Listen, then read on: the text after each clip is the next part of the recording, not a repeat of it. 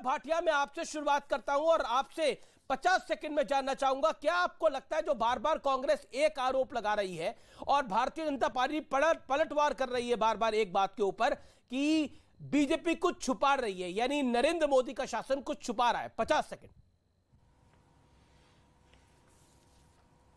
अमित जी, देखिए, सबसे पहले तो आज भारत में एक पक्ष में श्री नरेंद्र मोदी जी जो मजबूत नेतृत्व दे रहे हैं, हमारी वीर सेना और 135 करोड़ भारतीय हैं, और दूसरा पक्ष जो है वो पाकिस्तान में खलबली, चीन में खलबली और कांग्रेस पार्टी में खलबली, जिसमें एआईएमआईएम, पीडीपी भी आ जाते हैं।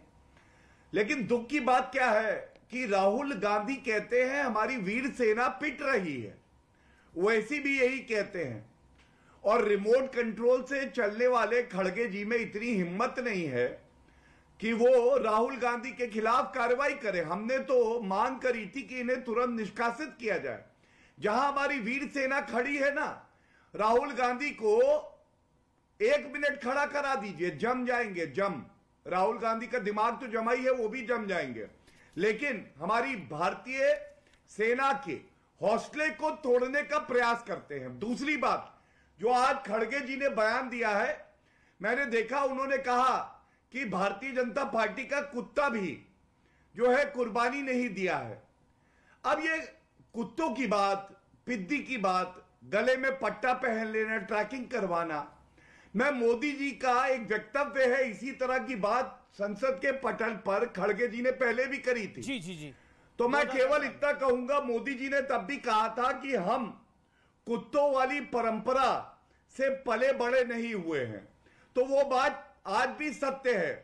हम लोग बात कर रहे हैं चीन को नेस्त नाबूद कर देंगे अगर बुरी नजर उठाई, और खड़गे जी कुत्ते, पट्टा और इस तरह की भाषा का इस्तेमाल कर रहे हैं, ये शोभा नहीं देता। जी जी, आपने अपने 1.5 मिनट लिया। अब मैं अखिलेश प्रताप सिंह का रुख करता हूं। अखिलेश प्रताप सिंह, आज जयशंकर साहब ने भी सदन के अंदर बोला, जो कि देश के विदेश मंत्री हैं, कि भारत की सेना को पिटा हुआ नहीं कहना चाहिए था।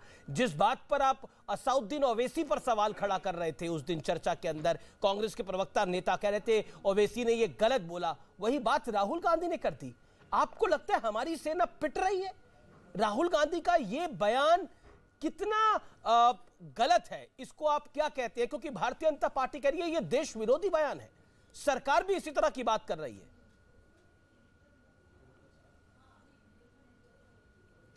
देखिए, राहुल गांधी या कांग्रेस पार्टी को अपनी राष्ट्रभक्ति के सबूत या सर्टिफिकेट उन लोगों को देने की आवश्यकता नहीं है जिनका इतिहास पता है कि इस देश के विरुद्ध रहा है, ईस्ट इंडिया कंपनी पार्ट 2 जिसे आज कहा जाता है।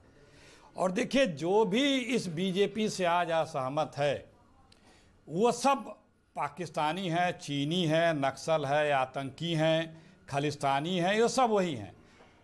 सिर्फ इस देश में मोदी जी और गोदी जी के अलावा हर कोई राष्ट्र विरोधी है, यही 2 लोग राष्ट्रभक्त हैं। तो ये जो राष्ट्रभक्ति बताई जाती है, जब हमारे संप्रभुता की बात है तो हर कोई सरकार के साथ होता है। लेकिन ये जो बीजेपी की सरकार है दिल्ली की, ये चीन से लड़ने के बजाय विपक्षियों से लड़ती है। और क्यों? क्योंकि सदन में बहस होगा तो विपक्ष तो चीन को कोसेगा ही, सरकार को भी मजबूरी में चीन को कोसना पड़ेगा, और चीन को आप कोसेंगे तो शायद साहब को अच्छा न लगे, इसलिए सदन में बहस नहीं होनी चाहिए। ये अभी मैं आपका मोदी जी का भाषण सुन रहा था, वो बता रहे हैं नॉर्थ ईस्ट में कहीं गिना रहे हैं कामों का। अरे सदन चल रहा है, यही सब चीज़ें तो आपको सदन में बताना था, आप वहाँ नहीं बता रहे हैं और सिर्फ झूठ बोलते हैं बीजेपी के लोग। ठीक है अमीर जी, जी जी, आपको पता है। जी जी, आपके 2 मिनट हो गए। मैं मेरा काउंटर सवाल है, जिस सवाल से मैंने